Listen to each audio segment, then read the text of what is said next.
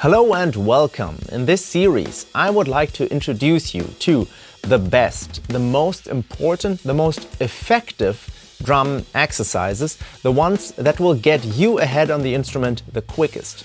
But it doesn't matter if you are a beginner, an intermediate player, or even a pro or a drum teacher, because this is not about general basic training, what every drummer should be able to do, because we all set different priorities, have different goals.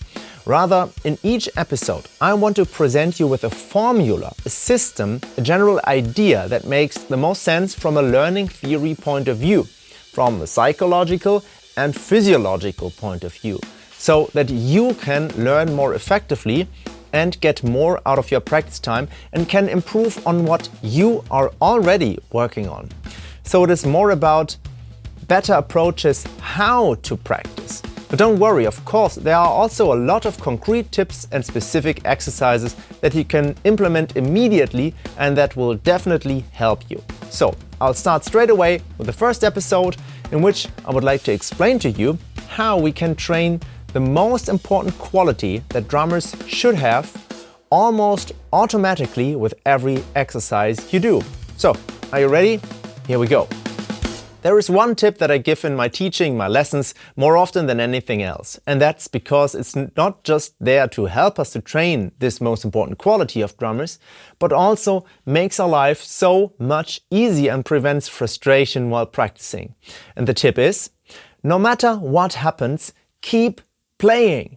Sounds simple, but it's difficult to implement for many. Of course, from a learning theory perspective, it makes sense to play until you hit a mistake, stop, fix that mistake, and then move ahead.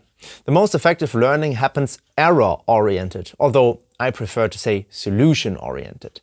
But for us drummers, the most important thing is that we stay in the flow, that we keep the time, don't lose the beat.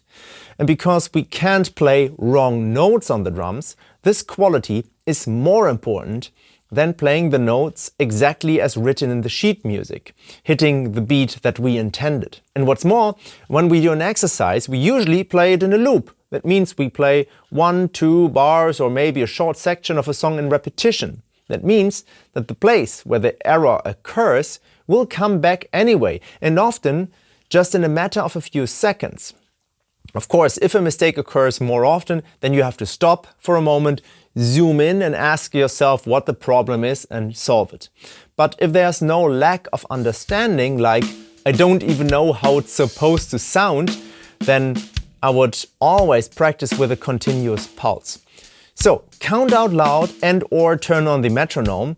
And if you don't let mistakes kick you out of this flow, but simply try to do it better in the next repetition, you practice this important quality at the same time, and you still have so many advantages. For one thing, it helps you willpower. I see this quite often with my students. They make a mistake and then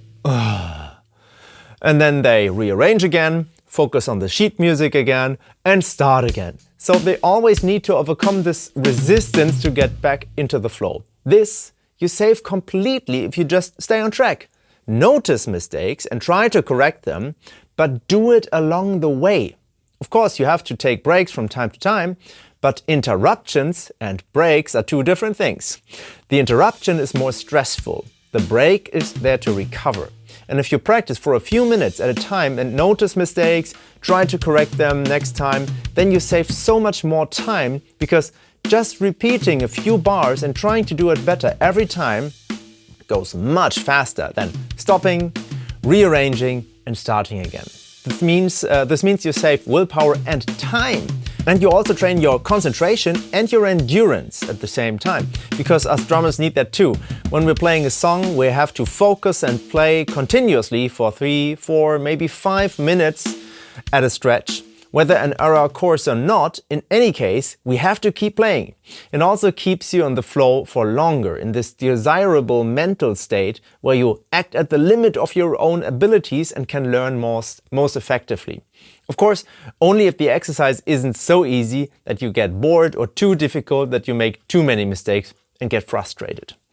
And for all of these reasons together, the bottom line is that you learn much more effectively because you save time and willpower and because you practice several things at the same time. Of course, the skill you are working on, that you're practicing, and that basic ability to keep the beat. The principle is not new. It's better to have a bit of waste, a bit of idling, instead of constantly interrupting the whole process. It's like you're carrying a bunch of stuff from A to B, and you drop something along the way. Of course, it's much more effective to simply take it with you the next time, because you'll be going several times anyway, instead of throwing away everything and then starting from scratch. Incidentally, what I often experience with my students is that if they make a mistake, for example, if they forget a note at one point, they quickly play it afterwards as not to forget it. The problem is, then you make 2 mistakes out of 1. Not only did you forget the note in the first place, but you also played it in the wrong place and sometimes even lose the beat altogether.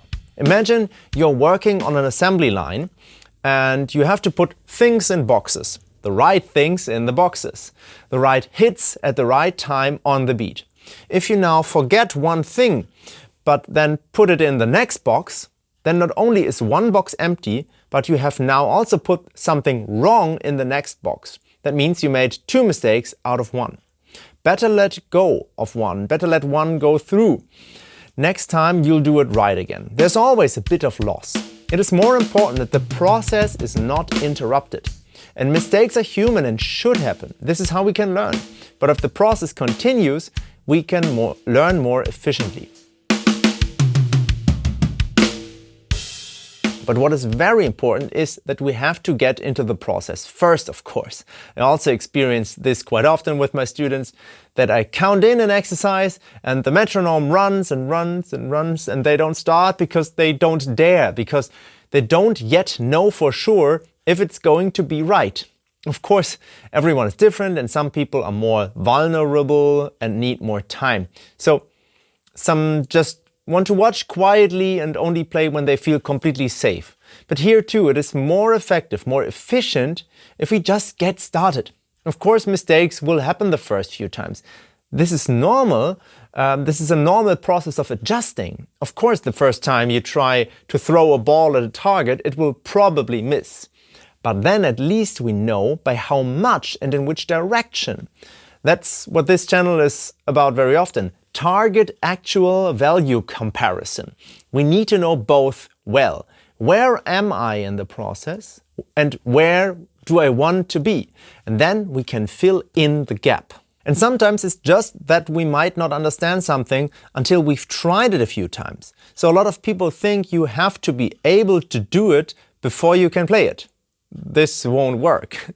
With many exercises, it is even the case that you have to throw yourself in at the deep end to know how it feels. Just throw yourself into the process and then you can solve it on the go. In the beginning, of course, there will be a lot of mistakes. That's good. We can learn from that. So just try it out. Start and if possible, stay in the flow. This was already my first tip. In the next video, we will build on that. I would like to tell you my most important tip on how to keep yourself in the flow, in the beat. If you don't want to miss the next video and all my other new videos, you should definitely subscribe now and also activate the notification bell so that you don't miss a new upload. I will be seeing you in the next video. Take care and bye-bye.